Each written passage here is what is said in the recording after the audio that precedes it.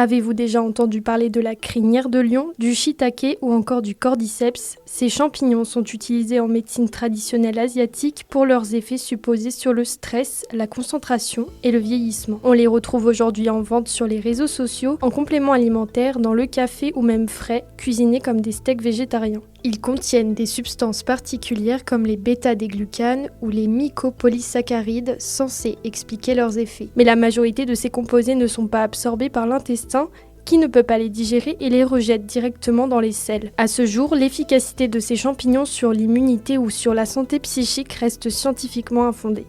Donc effectivement, il y a certaines molécules qui ont été isolées de ces champignons, comme les bêta-glucanes et les polysaccharides.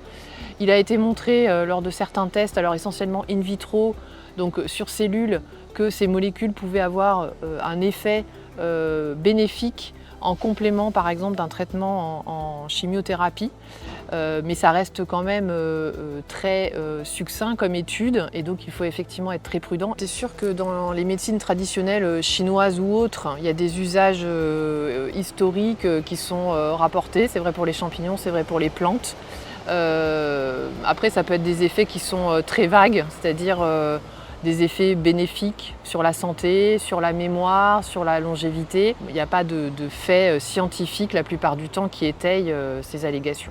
En 2012, les autorités européennes ont refusé les allégations de santé attestant que des produits contenant du shiitake renforcent les défenses immunitaires, ainsi que celles qui allèguent que le maitake soutient les défenses naturelles et que les produits contenant du reishi ne peuvent prétendre stimuler le corps en phase d'épuisement. Le shiitake et le maitake peuvent provoquer des allergies ou des troubles digestifs. Le reishi, lui, est déconseillé aux personnes sous anticoagulants ou avant une opération. Le message qu'on doit faire passer à nos étudiants et au grand public, c'est pas d'automédication.